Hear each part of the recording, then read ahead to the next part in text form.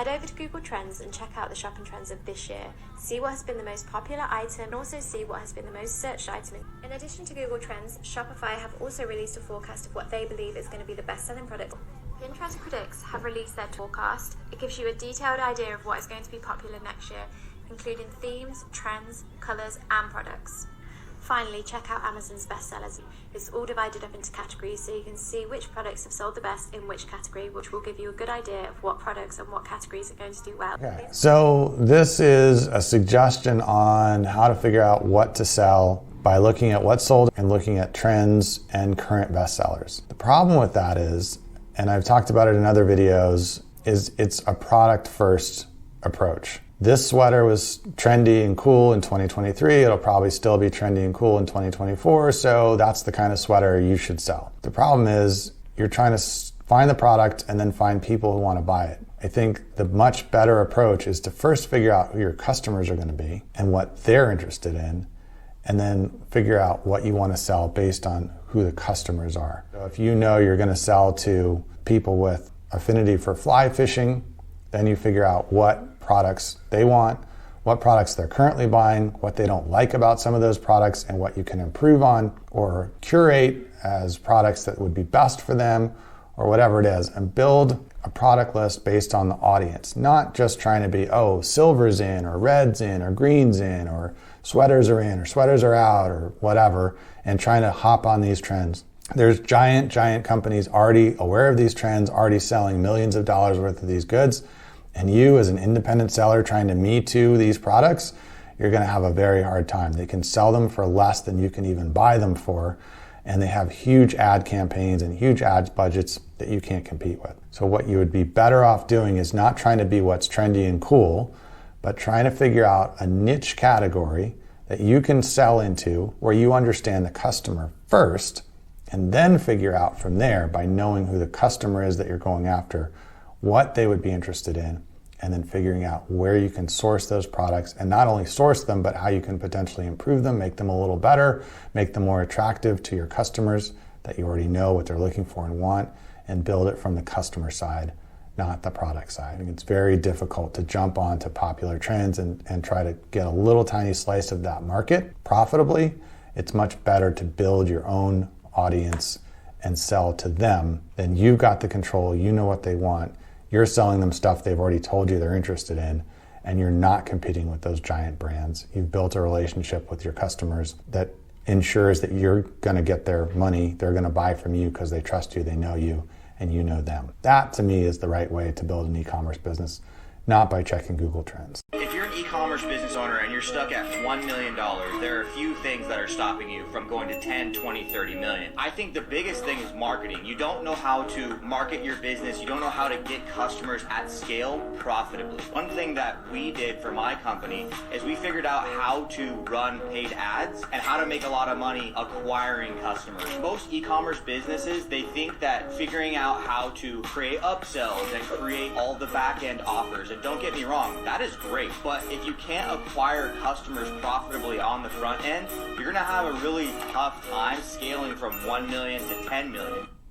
Okay, I'm not sure when he says e-commerce, what kind of e-commerce he's talking about. It doesn't sound to me like Amazon, because Amazon sellers do spend a ton of money on ads, but it's really mostly keyword driven ads. You're looking for a paintbrush set, so you put paintbrush set into the search bar, and then you see sponsored results and organic results, and that's how people on Amazon get their customers. But once somebody buys a paintbrush set from you, there's not much else that you can do with that. You don't get their name or their information or a way to continue to market to them, although Amazon is slowly changing that. I'm assuming that he's talking more about something that you would do on a Shopify site or your own website, a product where you're driving customers and then hoping to continue to sell them products. And I agree that being able to get customers is the whole crux of e-commerce. If your product is decent, then and people are willing to buy from you and continue to buy from you, then really the challenge is finding the people to buy it, not getting the product and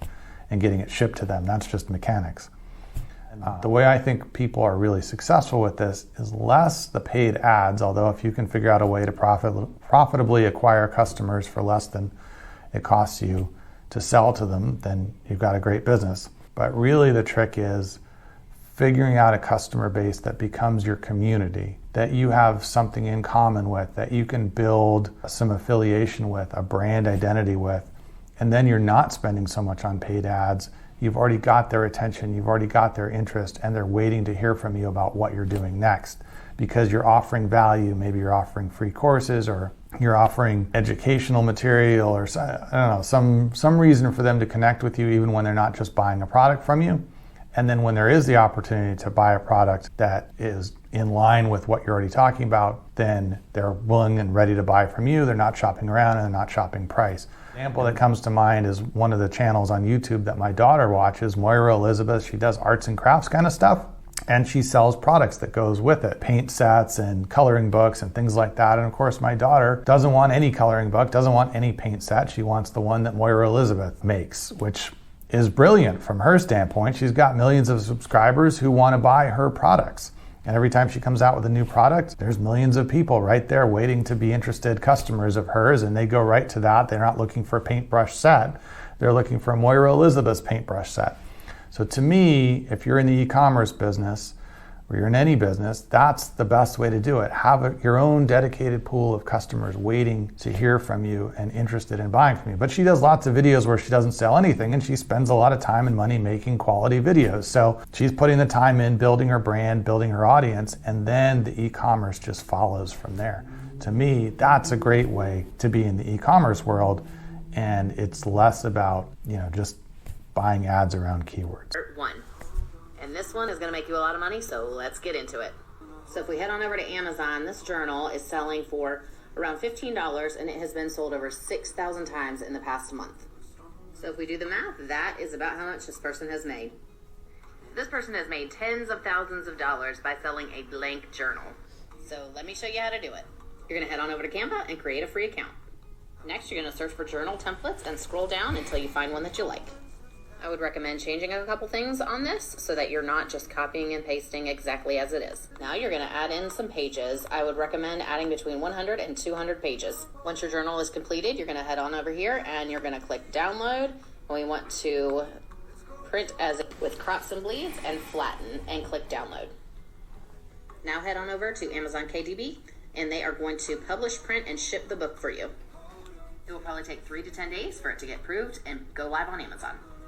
Now Amazon's going to do all the work for you, and all you have to do is sit back and collect the profit. Ha ha ha. That is pretty ridiculous. First of all, the person selling 6,000 versions of that journal at $15 a piece did not make $90,000. Amazon, if they were also doing the print on demand, then Amazon was taking a huge chunk of that. If they had bought them somewhere else and had them printed and created as journals and sent them into Amazon for Amazon's fulfillment, then they were probably paying at least $2 a journal, but then also Amazon to stock it and ship it to the customers was taking another $6.50, $7 out of that $15. And so they're not making $90,000. They're making a small fraction of that depending on the profit margins. But that also is separate from the issue of that person or that company selling that journal has likely been selling that for years. And they've established their organic ranking, and they've gotten all their reviews, and they've worked their way up to the top of the listings. A new product, no reviews, no credibility, brand new listing is not going to be on page 1 of Amazon. And not being on page 1 of Amazon is like not being on page 1 of Google. You might as well not exist. So in order to get there, you now have to spend money. When somebody searches for a blank journal or, cool journal or fun journal or journal for writing down my amazing thoughts, you want to have to come up in that search somewhere near the top of page 1 to get anybody to even look at you. That ad spend is going to cost money. And then in order to get somebody to pick you, a new product with no reviews, over somebody with 6,000 sales in the last month, you're going to have to compete on price. So you're not going to be able to sell it for $15. You're going to have to sell it for $12 or $9.99 or $6.99 just to get some traction, which means on every one you sell, you're going to be losing money for a while, maybe forever. And the other part of this is that, of course, they don't mention There's only so many people buying journals. If that particular example was the number one blank journal seller for the whole month and it sold 6,000, how many total journal sales do you think Amazon has for that size journal in a given month? 8,000, 9,000, maybe? So product number one has at least 50% of the market. There's probably a second one that has 30% of the market and a third one that has 10% of the market, which means there's very little left over for whoever's number 5, 6, 7, which means if you sold 100 journals a month after spending ad money, after dropping the price, you'd be lucky. And you're not going to be making money with it.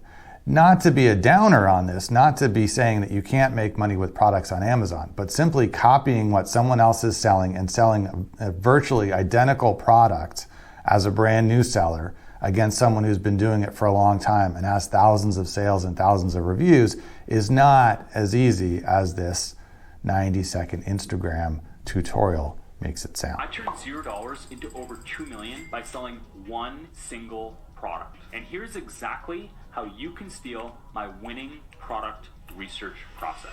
Step number one, don't even think about selling AliExpress items for $20. We want to find products that cost over $3,000 so we can take home over $1,000 take home profit for every item we sell. Step number two, don't chase demand. We want to find products that have over 30,000 searches per month. And the best way to check demand of a product is by using a keyword tool like Ahrefs or SEMrush. And step number three, we want to sell non-seasonal products so our store doesn't have any huge swings in sales. Okay, well, I'm not sure how he turned $0 into that unless he was drop shipping, because you normally have to buy the inventory before you can sell it. And the margin of 33% is pretty good for products even with high price point. But let's follow this logic farther and see if it makes sense, right? Okay, products that cost at least $3,000. I can't think of too many categories that fits that, right? There's jewelry, maybe some furniture products, higher end furniture products even. Not everything you get at IKEA is $3,000, but there's higher end furniture products, maybe some high end electronics, possibly. Gosh, I'm kind of already out of ideas. I'm not sure how many product categories even you can come up with that people, maybe appliances, high end appliances, but you're not going to be competing with LG and Maytag to supply people with washing machines and dryers that are $3,000 or more. Anyway, so I'm not sure that there's a ton of products out there with a $3,000 or more price point with also 30,000 searches a month that aren't already going to be saturated with suppliers. Let's say just jewelry. Okay, I want to sell engagement rings that cost at least $3,000. Cool. I'm competing with Blue Nile and all the other online jewelry people. And then I'm competing with all the local jewelry stores, right? Because if somebody's looking for an engagement ring, maybe they don't feel comfortable buying it online, or they want to go see it in person, they want to try it on. They're searching jewelry near me. So my online store is not going to be something they go with. Or if they are going to buy online, they're going to go, okay, here's Blue Nile. I've heard of them. They've been around for years. They've got 1 million reviews. Or here's, myshadyjewelry.com store that I just opened with no reviews and no credibility. Now I'm going to have to be back to competing on price because what else do I have to offer to convince somebody to buy from me instead of somebody more reputable? So, yes, you don't have to make as many sales if you're selling stuff that's $3,000 or more in price point, but it doesn't necessarily make the sales any easier. It doesn't really mean there's less competition. It doesn't mean that the margins are necessarily better because whatever you make in margin on the product, you're probably spending in advertising to get the customers there in the first place and build trust and get enough of them seeing it that one of them buys. So I'm not sure I believe that selling high price products is any more of a surefire route to e-commerce success than selling low price products. The only difference is how many sales you have to make, but the sales aren't necessarily easier to make and the competition isn't necessarily less. So I would go back to focusing more on who are my customers going to be, determining who your customers are going to be and what you can offer them that's different or better than what they're currently getting, and use that as the deciding point on what products I want to sell, rather than starting with, here's the product I want to sell, now can I find some customers to buy it from me? So this isn't the approach I would take if I was dreaming up an e-commerce business. And I would be curious to know what his top 100 products are that are all over $3,000, that all have more than 30,000 searches a month, that don't have already an existing embedded level of competition that's going to be very hard to beat. I'm not sure I believe that list is really as good as he might think it is.